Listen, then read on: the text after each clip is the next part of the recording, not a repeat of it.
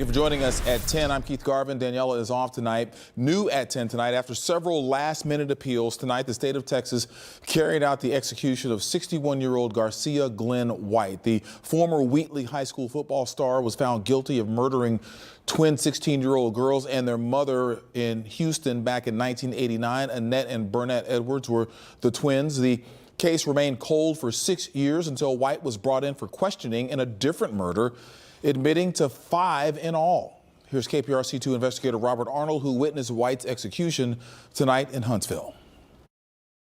The state of Texas carried out the execution of Garcia Glen White at 6:56 p.m. He did give a final statement. He accepted responsibility for what he had done, and he apologized to the families of his victims. He then sang the hymn, "I Trust in God." I really come here to support the victims, and their families are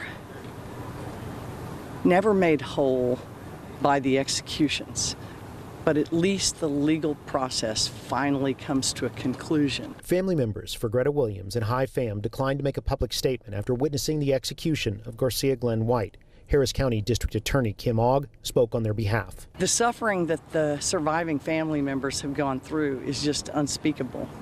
They've waded through appeal after appeal after appeal. White was linked to 5 murders. The first was Greta Williams in 1989. In December of the same year, Bonita Edwards and her twin 16-year-old daughters, Annette and Burnett, were murdered. It is brutal, stabbing deaths, beating deaths, things that cause these victims a great deal of pain in their last moments of life. The murders went unsolved until 1995, when High Fam was beaten to death during a robbery of his convenience store. White was arrested and started confessing. He was convicted and sentenced to die for the sisters' murders. During his final statement, White told the families, "I apologize and I am sorry for all the pain I have caused."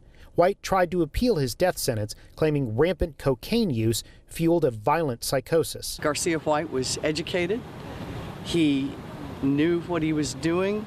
One piece of information that we learned tonight from Harris County District Attorney Kim Ogg: White was actually considered the prime suspect in the murder of Greta Williams when she was killed in 1989. But at the time, there wasn't enough evidence to connect him to the murder, and as a result, he was no-billed by a grand jury. Reporting from Huntsville, Robert Arnold, KPRC 2 News.